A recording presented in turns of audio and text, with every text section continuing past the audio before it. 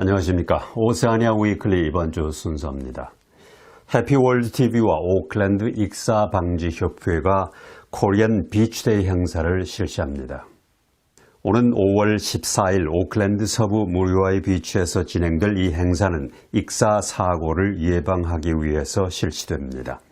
그동안 코로나 바이러스로 인해 예정보다 미루어졌던 이 행사는 뉴질랜드 바다 제대로 알기와 구명조끼 바르게 입기를 비롯해 한국인들이 좋아하는 바다 낚시나 물놀이 할 때 주의점 등을 전문가에게 듣게 됩니다. 오클랜드 시청의 협력기관인 오클랜드 익사방지협회는 익사사고를 예방하기 위한 다양한 교육을 진행하고 있습니다. 이번 행사는 한국인들을 대상으로 진행되는 행사로 해피월드TV가 함께합니다.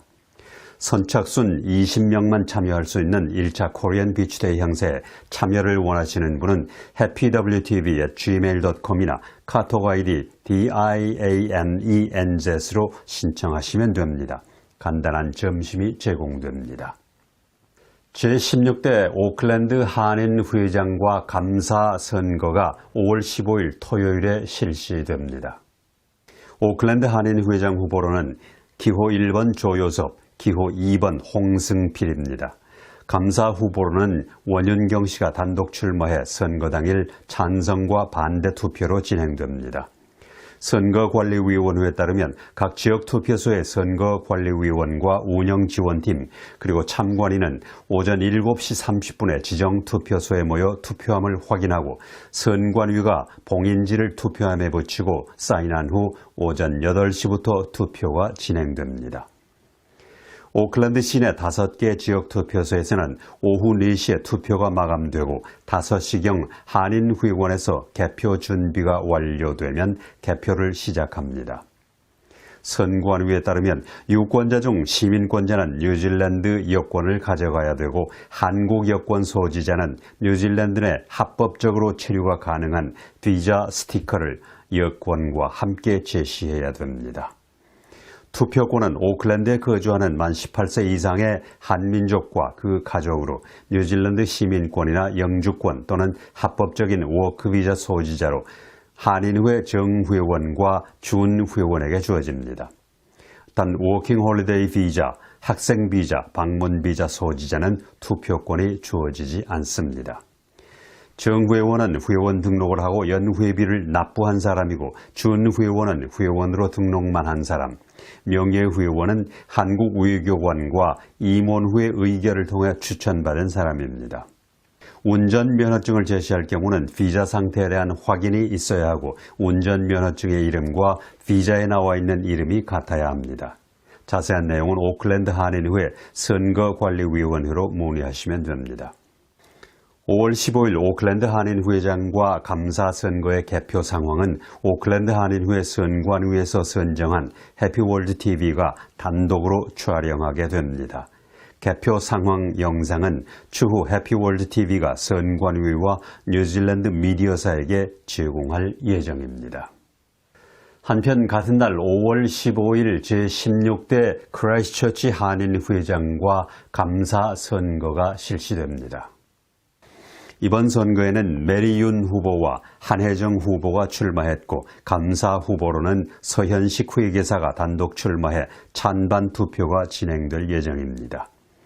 크라이스트처치 한인회장과 감사 선거는 15일 오전 10시부터 정오까지 2시간에 걸쳐 에딩턴 크라이스트처치 한인회 사무실에서 진행됩니다. 크라이스트처치 한인회 정관에 따르면 투표권은 선거일 현재 18세 이상의 한국인 혈통을 가진 자로서 크라이스트처치와 캔터베리 지역에 거주하는 모든 한국인입니다.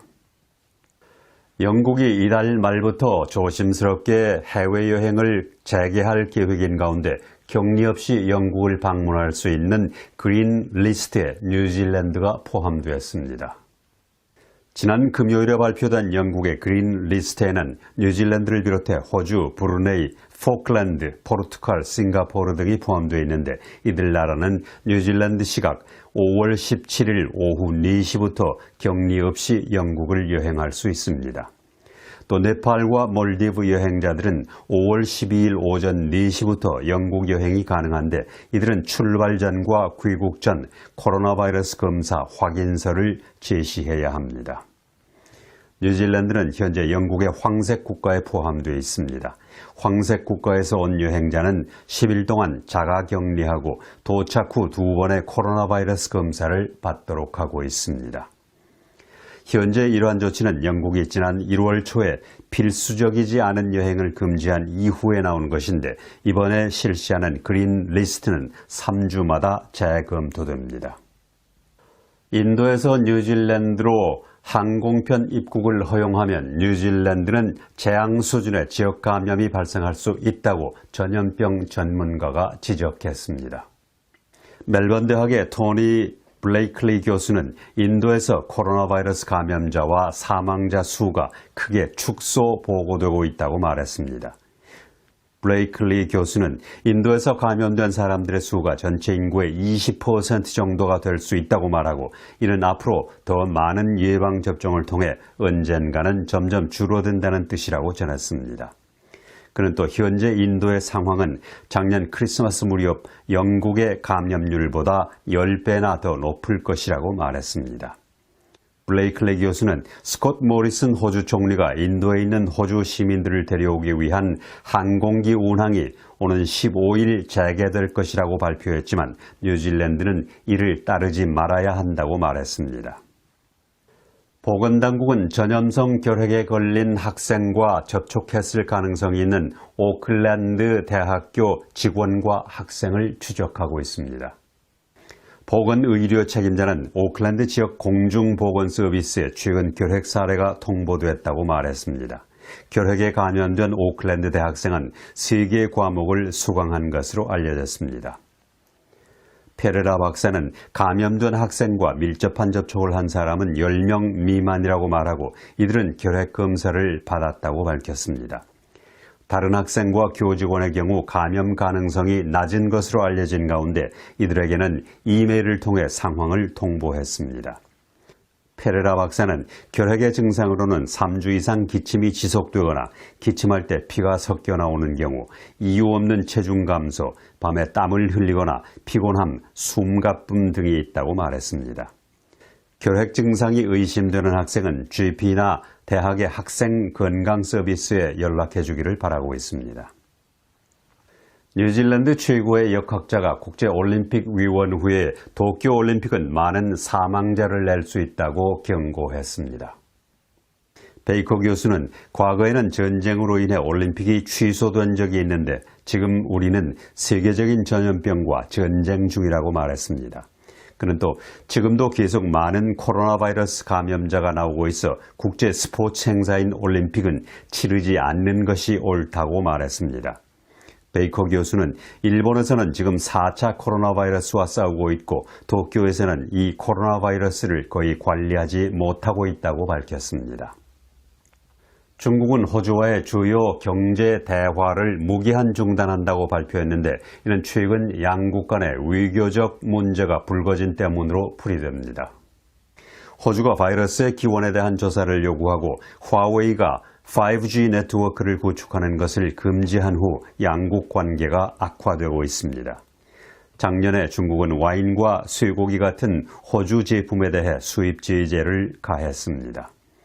이 결정에 대해서 댄 태한 호주 무역부 장관은 실망스럽다고 말했지만 연방정부는 여전히 협상의 여지가 있다고 덧붙였습니다. 중국은 이미 양국 간 장관급 회담을 비공식적으로 중단한 바 있습니다. 뉴질랜드 의회가 위구르 소수민족에 대한 심각한 인권 침해가 일어나고 있다고 선언하자 중국은 양국 간의 상호 신뢰를 해치는 행위라고 비난했습니다. 뉴질랜드 국회는 지난 5일 신장 위구르 자치주에서 위구르인과 소수민족 그리고 종교적 소수자에 대한 심각한 인권 침해에 대해 크게 우려한다는 선언을 만장일치로 채택했습니다. 의원들은 정부에 대해 유엔과 국제 파트너들과 협력하고 이러한 인권 남용을 종식시키기 위해 모든 관련 국제법 기관과 협력할 것을 촉구했습니다.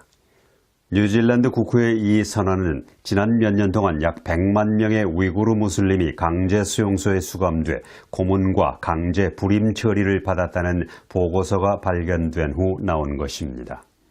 이에 대해 웰링턴에 있는 중국 대사관은 이 선언이 중국의 입장을 완전히 무시하고 있고 중국이 인권을 침해하고 있다는 것은 근거 없는 비난이라고 말했습니다. 호주는 인도에서의 입국을 전면 금지하면서 수천 명의 호주인들이 발에 묶여 있는 가운데 인도에서의 송환 비행을 재개할 계획이라고 말했습니다. 그러나 귀국을 원하는 9천 명의 호주 시민과 영주권자는 격리시설 부족으로 몇 달을 기다려야 할 수 있습니다. 현재 인도에서 어려움에 처해 있는 호주인의 수가 600명에서 900명으로 급증했지만 모리슨 총리는 후송이 필요한 사람은 없다고 말했습니다. 호주 연방정부는 여행금지에 대한 법적 도전에 직면하고 있는 가운데 변호사들은 여행금지가 위헌이라고 주장하고 있습니다. 뉴질랜드 최대 규모의 풍력 발전 단지의 1단계 작업이 계획보다 1년 늦은 오는 10월에 끝나 가동될 예정입니다. 전력회사인 머큐리의 투리티아 윈드팜 건설은 18개월 전에 시작됐는데 공사 도중 여러 가지 어려움이 있었습니다. 특히 험한 산길로 육중한 풍력발전기의 날개를 운송하는 작업이 매우 힘들어 공사가 예정보다 1년이나 더 걸렸습니다.